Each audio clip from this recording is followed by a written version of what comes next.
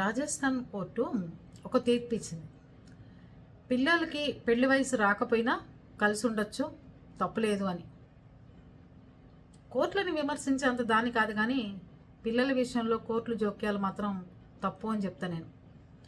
తల్లిదండ్రుల్ని వాళ్ళ బాధ్యతలకి వాళ్ళని వదిలేసేయండి.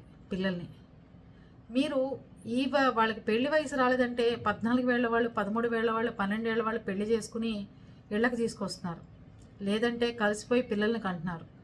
లేదు అంటే వాళ్ళు ఇంకోటి కూడా చేస్తున్నారు. ఇంట్లోంచి పారిపోయి ఇళ్ళు వెతుక్కుని తల్లిదండ్రుల ముందే వేరే కాపురం పెడుతున్నారు. ఇవన్నీ మీరు సహించగలరా? అదే ఒక తండ్రి ప్లేస్లో ఉండి అక్కడ జడ్జిమెంట్ ఇచ్చింది ఆడవ మగో నాకైతే తెలియదు. తండ్రి ప్లేస్లో కానీ తల్లి ప్లేస్లో కానీ ఉంటే మీ పిల్లలు ఇంట్లోంచి పారిపోయి మీ గుమ్మం ఎదురకుండా కాపురం పెడితే ఎవరితో పడితే వాళ్ళతో మీరు సహించగలరా? చేయలేరు కదా. దయచేసి శిక్షలు కానీ ఏవైనా కానీ కఠినంగా ఉంటాయి అంటేనే ప్రతి ఒక్కళ్ళలో మార్పు ఉంటుంది. మిమ్మల్ని బట్టే, కోర్టును బట్టే ప్రతిదీ ఆదేశాలు జారీ చేయబట్టే ప్రతిదీ ఫాలో అవుతున్నారు అందరూ. ఇప్పుడు చూడండి 498 తెచ్చారు. అప్పుడు కొంచెం అన్నా ఆడపిల్లల్ని హింసించడం తగ్గినాయి. ఆడపిల్లలకి 18, మగపిల్లలకి 21 అన్నారు అంతకుముందు. తర్వాత మార్చారు. మిమ్మల్ని బట్టే ఫాలో అవుతున్నారు కదా ప్రజలు. అవేమీ కాకుండా మీరు ఎవరితోనో తిరగండి, మీరు ఎవరితోనో ఉండండి, ఎలాంటి అభ్యంతరాలు వాళ్ళకి పెట్టడానికి లేదు అని చెప్తున్నారు. ఎంతవరకు సమంజసం అది? ఎంతవరకు అది? ప్రతి ఒక్కళ్ళు ఇంకా ఎవరితో అయినా ఉండొచ్చు అని చెప్పి ఇంట్లో తగాదాలు పెట్టుకుని, గొడవలు పెట్టుకుని పిల్లలు ఇంట్లోంచి వెళ్ళిపోయి బతుకుతున్నారు. 9th క్లాస్ 8th క్లాస్ వాళ్ళే ఇల్లు ఎత్తుక్కుని హైదరాబాద్లో ఆటో ఎక్కేసి ఇల్లు ఎత్తుక్కుంటున్నారంటే సమాజం ఏ స్టేజ్కి వచ్చిందో ఆలోచించండి. తల్లిదండ్రులు చెప్పేదాకా, వాళ్ళు పెళ్ళిళ్ళు చేసేదాకా ఎవరితో తిరిగినా చట్టపరంగా అవి నేరమే అని చెప్పి మీరు తీర్పులు ఇవ్వటం నేర్చుకోండి. తప్పులేదు. పేరెంట్స్గా మేమే మీతో పాటు అంగీకరిస్తున్నాం, మీరు పెట్టే చట్టాలకి మేము ఒప్పుకుని ఉంటాం. అంతేగాని పెళ్లి వయసు రాకపోయినా మీరు వెళ్ళిపోండి అంటే వాడు ఏం చేయాలి? వీళ్ళు తినడానికి ఎక్కడి నుంచి అడుక్కుంటారా? పెళ్లి వయసు రాకపోయినా మీరు వెళ్ళి బతకండి అంటున్నారు, అడుక్కుంటారా? అప్పుడు చెప్పండి, మీరు ఇంకో తీర్పు కూడా ఇవ్వండి. ఇలా ఇంట్లోంచి పారిపోయిన పిల్లలు కానీ, ఇంట్లోంచి వెళ్ళిపోయిన పిల్లలకు కానీ తల్లిదండ్రుల ఆస్తుల్లోంచి చిల్లిగవ్వ తీసుకునే అధికారం లేదు అని చెప్పి తీర్పులు ఇచ్చేయండి. ఆ రోజు నుంచే తల్లిదండ్రులు వాడికి ఎలాంటి హక్కు కానీ ఎలాంటి ఇది కానీ కల్పించకుండా వెంటనే అనాథాశ్రమాలకు రాసేసేయండి ఆస్తులని. ఎందుకు ఇలాంటి పిల్లలు అప్పుడు మనకి? తల్లిదండ్రులు పరువులు తీసి వాళ్ళ గుమ్మాల ముందే 9th క్లాస్ వాడు 8th క్లాస్ వాడు పిల్లల్ని కంటుంటే ఇంకేంటి? మళ్ళీ అది వెళ్ళి నలుగురితో ఉండి తర్వాత ఇంటికి వచ్చిన తర్వాత మళ్ళీ దాన్ని ఇంట్లో పెట్టుకుని మళ్ళీ భరించాలి. ఎంతమంది తల్లుల్ని, ఎంతమంది పిల్లలు ఇలా వెళ్ళిపోయి తిరిగి వచ్చిన తర్వాత పెత్తనాలు చేస్తున్నారో మీకు ఎవరికైనా తెలుసా? ఇసిరేయటం, వాళ్ళ కోపాలంతా తల్లిదండ్రులు మీరు చూపించడం, మీరు చేతకాని వాళ్ళు అంటాం, నా జీవితం పాడైపోవడానికి మీరే కారణం అంటాం. ఎంతమంది పిల్లలు టార్చర్లు పెడుతున్నారు తెలుసా? ఎంతమంది పిల్లలు తాగొచ్చి తల్లిదండ్రులను కొడుతున్నారో తెలుసా? నా లవ్ ఫెయిల్ అవ్వడానికి మీరే కారణం, నా లైఫ్ ఇలా నాశనం అవడానికి కారణం మీరే, నన్ను కనకుండా ఉండాల్సింది, నన్ను కని తప్పు చేశారు అని చెప్పి తల్లిదండ్రులని పిల్లలు ఎంత టార్చర్ పెడుతున్నారో తెలుసా కోర్టుకి?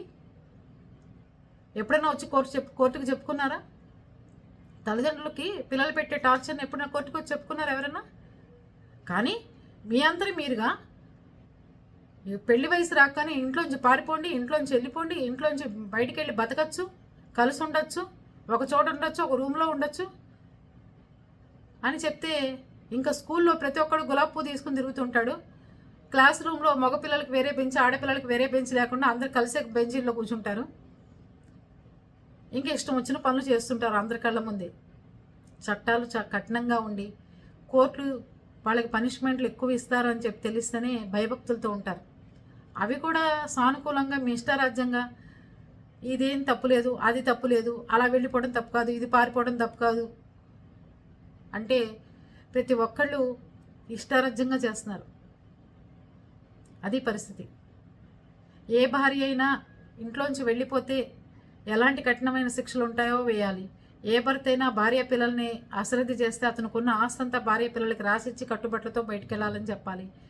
లేదు అంటే తల్లి వెళ్ళిపోతే గనక తనకి ఇక పిల్లలతో కానీ ఎట్లాంటి సంబంధాలు పెట్టుకోకూడదని తీర్పులు ఇవ్వాలి. అంతేగాని మీ ఇష్టారాజ్యంగా ఏ తీర్పు పడితే ఆ తీర్పు ఇచ్చేసి తల్లిదండ్రుల్ని నోరు మూసు కూర్చోమంటే ఎలా కూర్చుంటారు చెప్పండి? ఎలా కూర్చుంటారు? చాలా దారుణంగా ఉన్నాయి బయట పరిస్థితులు.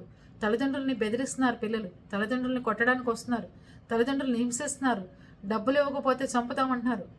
డబ్బు ఇచ్చినా చంపుతున్నారు, డబ్బు ఇవ్వకపోయినా చంపుతున్నారు. ఇది పరిస్థితి. అర్థమైందా? దయచేసి కోర్టులు తీర్పులు ఇచ్చేటప్పుడు కఠినంగా ఉండాలి తీర్పులు. అమ్మా నాన్న అంగీకారాలతోనే బయటకు వెళ్ళాలి, లేకపోతే అమ్మా నాన్న అంగీకారాలతోనే పెళ్ళిళ్ళు చేసుకోండి. అంటే వాళ్ళని ఏదో కట్టుడిలో పెట్టాలని కాదు. ఏ అమ్మా నాన్నకైనా పిల్లల భవిష్యత్తు కోసం ఆలోచిస్తారు.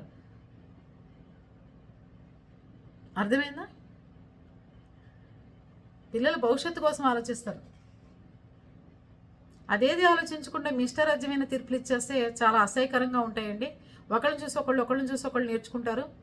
ఇంకా ప్రపంచం అంతా ఇష్టం వచ్చినట్టుగా తిరుగుతారు. ఇంకా పిల్లలందరూ ఎవడి మాట విండు. వేరు కాపురాలు మన కళ్ళ ముందే అందరూ పెడతారు. మనం నోరు ముసుగు కూర్చోవాలి. అప్పుడు పోలీసులు చెప్తారు వచ్చి, కోర్టు తీర్పు ఇచ్చినప్పుడు నువ్వెవడరా వాళ్ళిద్దరిని కాదంటానికి, నోరు ముసుగు లోపలికి పోండి అని చెప్పి తల్లిదండ్రులకు చెప్తారు పోలీసులు వచ్చి.